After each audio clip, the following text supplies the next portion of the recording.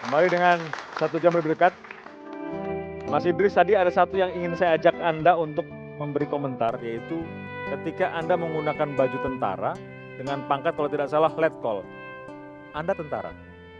Oh ya, tentara mestinya lebih gini dong. Kan seniman. Oh, tentara seniman boleh ya. Jadi pangkat terakhir apa? Saya enggak, kebetulan bukan kepangkatan yang penting. Bagaimana saya bisa mengabdi di tentara, membantu tentara itu aja masalahnya. Tapi karena saya melatih tentara harus ada pangkat. Anda cerita buyut Anda orang musik. Ayah Anda jagoan musik. Anak tadi saya lihat ada Mas Lukman Sardi. Beliau adalah seorang pemain film. Lalu nama Santi Sardi juga dulu ngetop sekali untuk acara televisi Republik Indonesia. Film-film juga. Beliau ada di sini. Ya. Mbak Santi, boleh ngobrol di sini. Itu ada, itu apa itu di bawah? Itu mau dibawa juga? Ini biasanya diisi ada kopi, teh, sama air panas mendidih. Kopi termasuk untuk obat. Kalau teh pecinta teh, kalau air panas bisa untuk ya Nyeduh, nanti fungsinya gitu ya. macam-macam. Kopi kok jadi obat tuh gimana ceritanya? Jadi kita bertemu alhamdulillah dengan Profesor Dr. Kiai. Terus ternyata kopi ini kalau kopi asli bisa berfungsi sebagai obat untuk membersihkan racun, slem. Oh, saya baru tahu itu luar biasa. Boleh dicoba kalau begitu. Tapi ngomong-ngomong, Mbak Santi, Anda banyak terlibat dalam film.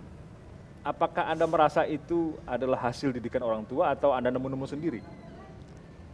Saya nggak pernah dulu, jadi papa tuh sama mereka nggak pernah menawarkan anak untuk ini loh anak saya gitu, enggak. Jadi semua karena diajak. Kebetulan jadi diajak, kayak dulu saya pertama diajak almarhum Om Boh, Lukman juga, Ajeng juga diajak. Jadi enggak memang mungkin ya memang kita kita generasi ya dari turun temurun, tapi untuk kita terlibat itu karena ayo itu enggak. Tapi musik gimana? Jalan terus? Musik saya sendiri yang nggak belajar. Nggak ngajarin? Karena saya nggak mau. Oh nggak mau? Enggak, jadi papa nggak pernah paksa. Kalau anak mau, kalau nggak bakal. Padahal dulu beliau cerita kalau kecil dulu nggak, itu dipukul-pukul segala kan? Iya. Oh karena minta. Karena, oh sementara Mbak Santi nggak mau. Karena saya nggak mau. Saya nggak memang nggak. Karena saya pikir kalau saya milih itu, saya harus serius bener. Kalau saya tanggung-tanggung buat apa? Kalau sama anak laki-laki galak juga nggak beliau? Galak. Ya, papa tuh ekspresif banget orangnya. Wah, jadi kalau orang nggak ngerti, kadang-kadang cara ngomongnya tuh dikira marah. Karena terlalu ekspresif orangnya. Termasuk sama Mas Lukman. Mana Mas Lukman sekarang nggak diajak ya? Dia kemarin sih syuting di Purwokerto. Nggak bisa 2 hari lalu. Aduh, coba mesti Kabarnya.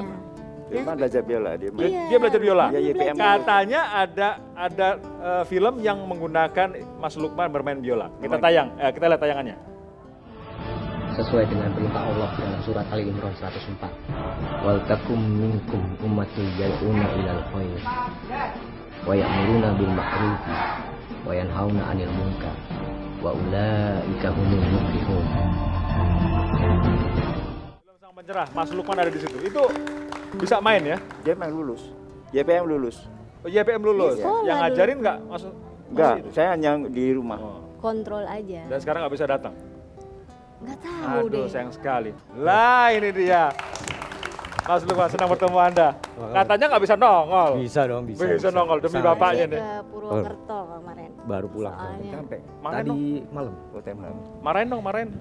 Marahin. Tadi bilang anak itu nggak bisa diatur. Jadi lulus main ininya ya? Lulus waktu itu lulus. Tapi kok cuma kebanyakan main di film, nggak ginian? Enggak, takutnya kalau aku main biola ntar papa nggak dapat kerjaan. Coba andaikan ada 2 biola, kita satu kasih sana, satu kasih sini. Baik. Kita lihat siapa yang paling jago kalau gitu. Udah tetap yang itu. Tetap yang itu. Dulu beliau bilang kalau latihan biola dipukul-pukul gitu tangannya. Anda juga gitu mengalami hal serupa? Kalau papa sebenarnya nggak lebih kayak gitu sih, nggak seperti yang kayak dulu papa dilakuin sama Mbak Sardi gitu. Tapi memang keras, disiplin gitu mengenai waktu, mengenai apa yang mesti dipelajari. Kayak subuh tuh kita mesti belajar jam 5, terus sore mesti belajar lagi. Dulu tuh ya namanya anak-anak ada lah yang kayak ini kok jam 5 suruh bangun latihan, Jam jam 5, 4 susah ngeliat malah teman gitu pada kan. main gitu. Cuman akhirnya walaupun aku nggak di dunia musik, sebenarnya sampai di dunia film pun itu kepake kayak masalah disiplin, masalah kayak film itu kan sebenarnya juga ada masalah irama, ritme, segala macam itu ada di situ. Apa yang baru sadar setelah itu bahwa apa yang diajarin itu sebenarnya kepake gitu. Begitu Mbak Santi, Anda melihat karya dua anak Anda ini plus Ajeng begitu ya, karyanya bisa mewarnai seni Indonesia. Anda harapkan seperti apa anak-anak Anda itu? Saya hanya berharap dari mereka adalah kalau berbuat berkarir, hanya dua yang paling penting, satu untuk Tuhan Allah, kedua untuk Indonesia itu.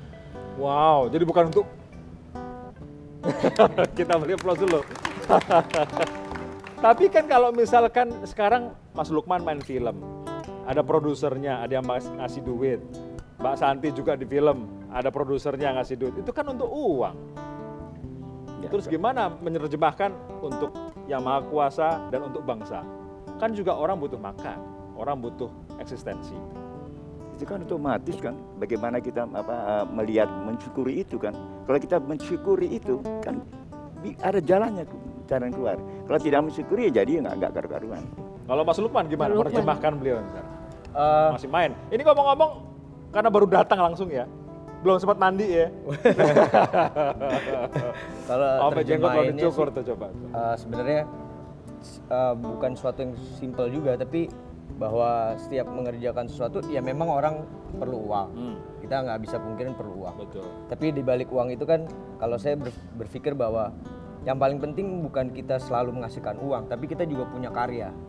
Nah karya itu yang bakal dikenang seterusnya, sama kayak Papa gitu. Papa ya dia punya kehidupan di dunia musik, tapi dalam itu dia selalu berkarya. Beda kan karya sama cari uang. Karya itu suatu warisan yang sifatnya bakal diinget terus gitu. Ya. Kalau aku sih prinsipnya itu yang aku bisa dapetin dari Papa gitu. Sama aja juga kayak semacam kayak inspirasi bahwa kita nggak punya waktu gitu, time limit yang nggak ada gitu yang ngebatasin waktu kita untuk terus berkarya gitu. Sama aja kayak Papa, udah umur segini juga tetap dia berkarya walaupun dalam bentuk yang beda gitu, apapun itu bentuknya. Oke. Itu kebanggaan seorang anak terhadap karya ayahnya. Mas Lukman, Mbak Santi terima kasih. Kami akan perdalam lagi seorang Idris Sardi memandang sekitarnya, terutama memandang talenta muda. Bagaimana mereka menggunakan biola sebagai ekspresi diri. Kami akan kembali sesaat lagi di Satu Jam Dekat.